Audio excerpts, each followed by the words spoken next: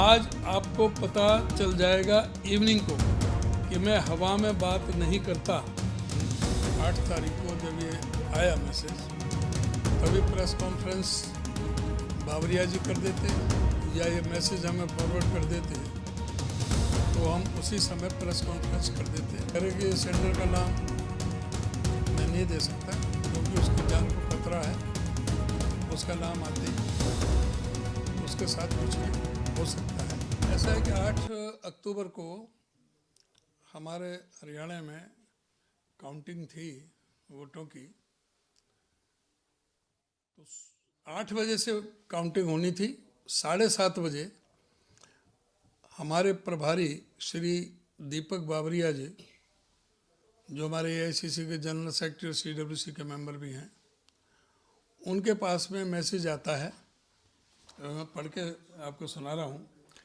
Today's election result will be like this: BJP 46 to 49, INC 36 to 38, INLD 2 to 3, others 3 to 4.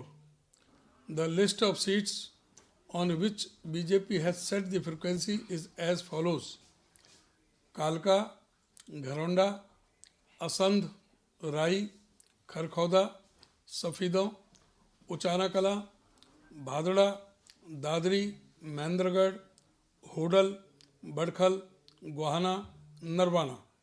These are the seats on which BJP will cheat with high frequency.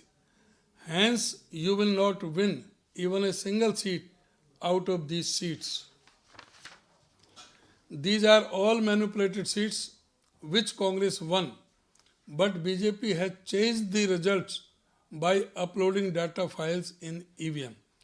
Therefore, there may be 2 to 3 seats different from the numbers given by me, but the result will be same as I have given the figures above. 7:30 AM, 8 October. I guarantee 100% that the result will be like this: you will lose the victory and no one will know how BJP won. You know this and I know how it won.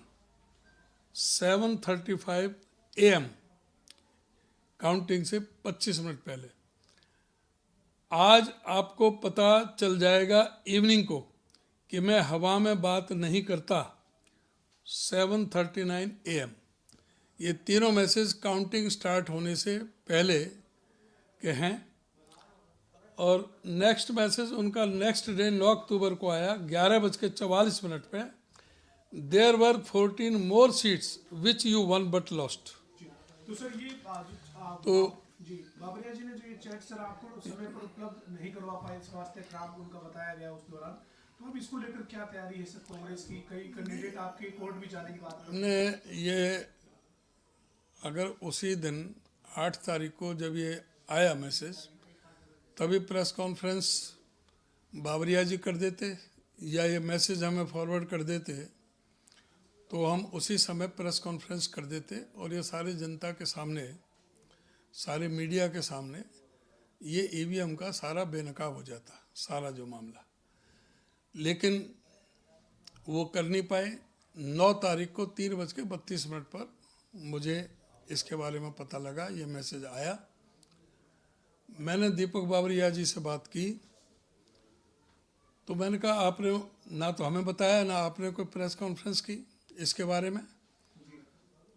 तो उन्होंने कहा कि मेरी तबीयत ठीक नहीं थी, मैं दवाई लेकर सोया हुआ था, मुझे मैसेज का पता नहीं लगा।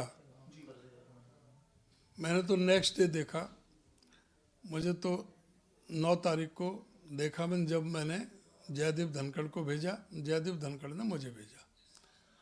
तो मैंने कहा कि जब आपने मैसेज ये दिया है तो इसका सेंडर का नाम दो। तो कह रहे कि सेंडर का नाम मैं नहीं दे सकता क्योंकि उसकी जान को खतरा है। उसका नाम आते ही उसके साथ कुछ भी हो सकता है, तो इसलिए मैं उसका नाम नहीं बताऊंगा। तो हमने कहा स्क्रीनशॉट दो। वो 10-15 दिन बाद यहाँ जब दिल्ली आए अहमदाबाद से, तब मैं उनसे मिला तो उन्होंने स्क्रीनशॉट दिया मुझे अपने मैसेज का। तो इसके ऊपर उन्होंने स्लिप लगा दी, ऊपर का जो सेंडर्स का नाम था, जो टाइटल जो भेजने वाला था। मैंने उनसे कहा कि आप ये नाम बता दो, उनके नहीं मैं ये नहीं बता पाऊँगा। तो उन्होंने ये मैसेज तो स्क्रीनशॉट दे दिया, लेकिन वो सेंडर का नाम नहीं। अभी तक हम प्रयास करते रहे कि वो बता दें, तो उससे ज़रा बेहतर सुविधा हो जाए, पता लग जाए कौन है क्या है। उसके बाद मैंने अपने कांग्रेस नेतृत्व को भी इसके बारे में मेल कर दिया, सारी स्थिति से अवगत करा दिया था, क्योंकि वो बिजी थे महाराष्ट्र में, झारखंड में, तो इसलिए इस पर कोई चर्चा नहीं हो पाई।